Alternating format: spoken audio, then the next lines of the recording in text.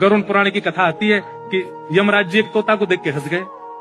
तो तोता बोला कोई और हंस जाए तो बात बने भी, यमराज हंस रहा है। तोते के मित्र थे गरुड़ जी, भगवान के वाहन।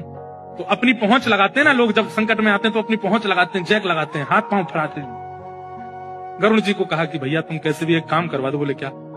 ये यमराज जी मुझे देख के हंस गए हैं, मुझे लग रहा है अब मेरे जीवन के दिन 4 बचे हैं। तुम कैसे भी भगवान से कहकर के मेरी जो जीवन अवधि है उसको बढ़वा दो, क्योंकि मुझे पता है कि ये यमराज जी तभी हंसते हैं जब किसी को उठाना होता है। गरुड़ जी बोले भगवान से बाद में बात करूंगा, पहले तुम मेरे पास आओ, बैठो मेरी कमर पे। गरुड़ जी उड़ा करके उनको 7 समुद्र पार एक गुफा में ले गए और वहां भीतर ले जाकर के छोड़ दिया। बोले यहाँ रहो, यहाँ कोई नहीं आएगा, और 2-4-10 दिन यहीं बैठे रहे ना, सब ठीक हो जाएगा अपने आप। और मैं जाके भगवान, मैं यमराज जी से बात करता हूँ, भगवान को छोटे काम के लिए क्यों बोलना, मेरी पहुंच तो सब जगह है। मैं भी रसातल में जाके यमराज जी से कहता हूँ तुझको नहीं लेके जाएंगे, ठीक है? तोता बड़ा खुश हुआ, बहुत बढ़िया है, मैं यहीं रह लूंगा 4-5 दिन। यमराज जी के पास गए सीधे गरुड़ जी। गरुड़ जी तो भगवान के वाहन है, सब खड़े होते हैं, उनको देख के यमराज जी बोले आइए आइए। कैसे आए? बोले हम बस एक बात कहने आए हैं, फिर हमको जाना है वैकुंठ।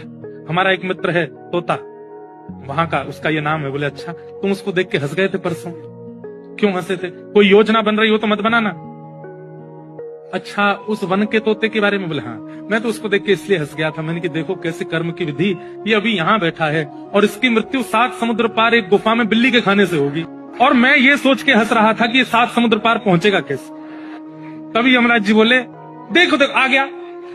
पीछे देखा तो उस तोते की आत्मा आ रही थी, मर गया।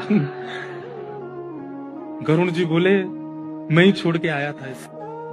आप कौन से जन्म का अब भोग रहे हो आपको नहीं पता है भैया, वो नहीं टल सकती है। इसलिए प्रसन्न रहो, नाम जपो, कथा सुनो, खूब आनंद से रहो। इस बात का दोष मत दिया करो कि हम इतना अच्छा करते हैं, हमारे साथ बुरा क्यों होता है।